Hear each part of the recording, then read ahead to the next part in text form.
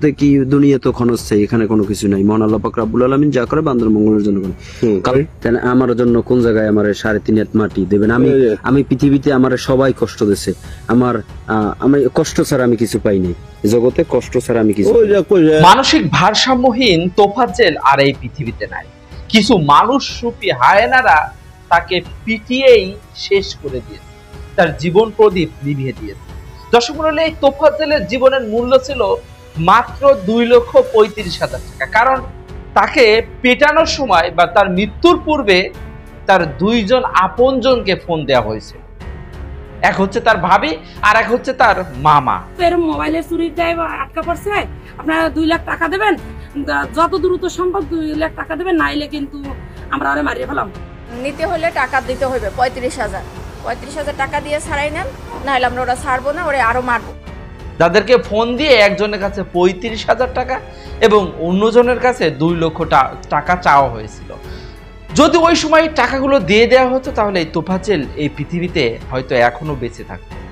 দর্শক মণ্ডলী, তোফাজ্জেলের জানাজা সম্পন্ন হয়েছে, এখনো হয়তো বা দাফন সম্পন্ন হয়নি। কিন্তু এই তোফাজ্জেল মারা যাওয়ার পরে তাকে নিয়ে বাংলাদেশের প্রতিটি আনাচে কানাচে আলোচনা সমালোচনা হচ্ছে যে তোফাজ্জেলকে কেন এইভাবে পিটিয়ে মেরে ফেলা হলো। তাকে মূলত চোর সন্দেহে পিটিয়ে মেরে ফেলা হয়েছে ঢাকা বিশ্ববিদ্যালয়ের ফজলুল হক মুসলিম হলে। দর্শক মণ্ডলী, মৃত্যুর পূর্বে তাকে কিন্তু আবার খাওয়ানো হয়েছিল। তো অনেকে বলছে তাকে যদি মেরেই ফেলবি তাহলে তাকে খাওয়ালি কেন? সেটাই তার জীবনের শেষ খাবার ছিল। ভাবতেও অবাক লাগছে এই তোফাজ্জেল আর পৃথিবীতে নাই। দর্শক মণ্ডলী, তোফাজ্জেল তো পৃথিবীতে নাই, কিন্তু মৃত্যুর পূর্বে তোফাজ্জেল কেমন ছিল জানতে মনে চায় না? তো আজকের এই ভিডিওতে আমি কেমন ছিল তোফাজ্জেল সেটা আপনাদের জানানোর চেষ্টা করব। শেষ পর্যন্ত একটু মনোযোগ দিয়ে দেখবেন, কারণ তোফাজ্জেলকে যে এভাবে পিটিয়ে মেরে ফেলা হলো এটা অনেকে মেনে নিতে পারছে না। দর্শক মণ্ডলী, তোফাজ্জেল বেঁচে ছিল মোট 32 বছর। তার বাবা মারা গিয়েছিল 8 বছর পূর্বে। বাবা মারা যাওয়ার পরে কিছুদিন পর তার মাও মারা যায়।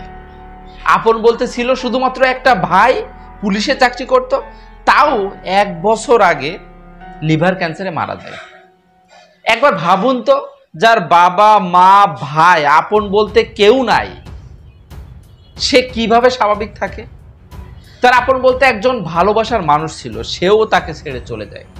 তাহলে সে তো নিঃসন্দেহে পাগল হয়ে যাবে, মানসিক ভারসাম্যহীন হয়ে যাবে, এটাই স্বাভাবিক।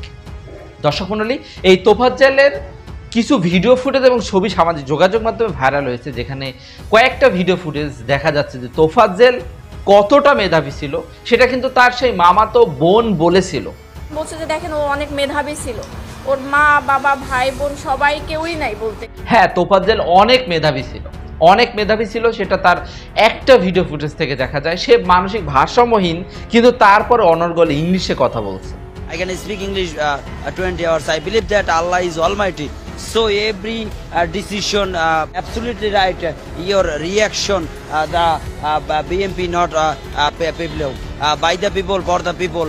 এই যে গণতন্ত্রের মূল মন্ত্র। সুমন, এই পর্যায়ে একটা ভিডিও ফুটেজ যেটা থেকে অনেকের চোখে পানি চলে এসেছে। তোফাজ্জেল মানসিক ভারসাম্যহীন অবস্থায়ও ইসলামের প্রতি তার কতটা টান ছিল শুধু একটা ভিডিও ফুটেজ দেখলে বোঝা যায়। আমরা দেখি।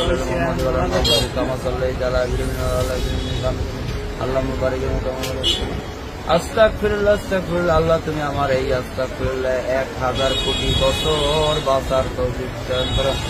হে মহান আল্লাহ পাক রব্বুল আলামিন, দুনিয়াতে যত বালা মুসিবত আপনি রহমতের হিসেবে তৈরি করেন আল্লাহ। আজকের এই যে দর্শক মণ্ডলী, এছাড়া কয়েকটা ছবি সামাজিক যোগাযোগ মাধ্যমে ভাইরাল হয়েছে। তোফাজ্জেল আসলে কেমন ছিল আপনারা ছবি দেখতে পাচ্ছেন। এই ছবিটি দেখে মনে হচ্ছে তোফাজ্জেলের হৃদয়টা কত বড় ছিল। রাস্তার পাশে একটা ছোট্ট বাচ্চা পড়ে আছে, তার পাশে যে সে ছবি তুলছে এবং তাকে আদর যত্ন করছে বা তাকে সাহায্য করার চেষ্টা করছে। অনেক বড় মনের মানুষ না হলে এটা আসলে সম্ভব ছিল। দর্শক আরো কয়েকটা ছবি আপনারা দেখতে পাচ্ছেন। তো এইগুলোর মাধ্যমে প্রমাণ হয় এই তোফাজ্জেল অনেক বড় মনের মানুষ ছিল, তোফাজ্জেল অনেক মেধাবী ছিল। তোফাজ্জেলের ভিতরে কোনো অহংকার ছিল না কোনো অহমিকা।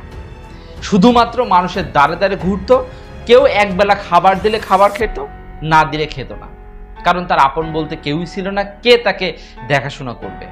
এইভাবেই চলছিল। কিন্তু নরঘাতকেরাই তোফাজ্জেলের জীবনটা শেষ করে দিল। চোর সন্দেহে এইভাবে গেস্ট রুমে নিয়ে যে জানালার গ্রিলের সাথে বেঁধে কি নির্মম নির্যাতনটাই তাকে করেছিল, যে তার জীবন প্রদীপটাই নিভে গেল। দর্শক মণ্ডলী, ভাবতে অবাক লাগছে। যাই হোক, আপনারা এই ব্যাপারে কি জানাতে চান অবশ্যই জানাবেন। সর্বশেষ আমি নিউজ পেলাম তোফাজ্জেল হত্যাকাণ্ডে মোট 6 জনকে গ্রেপ্তার করা হয়েছে। দর্শক মণ্ডলী, আমরা চাই যারা এর সাথে সরাসরি জড়িত আছে তাদের সর্বোচ্চ শাস্তি হোক, সর্বোচ্চ শাস্তির মাধ্যমে তাদের সর্বোচ্চ বিচার করা হোক, এটা আমরা চাই। কারণ আমরা আর ভবিষ্যতে এই ধরনের মৃত্যু দেখতে চাই না। আমরা দেখেছিলাম বুয়েটের আবরার ফাহাদ, যাকে পিটিয়ে হত্যা করা হয়েছিল, আর আজ আমরা 2024 সালে দেখছি এই তোফাজ্জেল, যাকে পিটিয়ে হত্যা করা হয়েছিল। দর্শক মণ্ডলী, আপনারা কি চান অবশ্যই জানাবেন। দেখা হবে পরবর্তী কোনো ভিডিওতে। ততক্ষণ সবাই ভালো থাকবেন, সুস্থ থাকবেন এই কামনায়। আল্লাহ হাফেজ।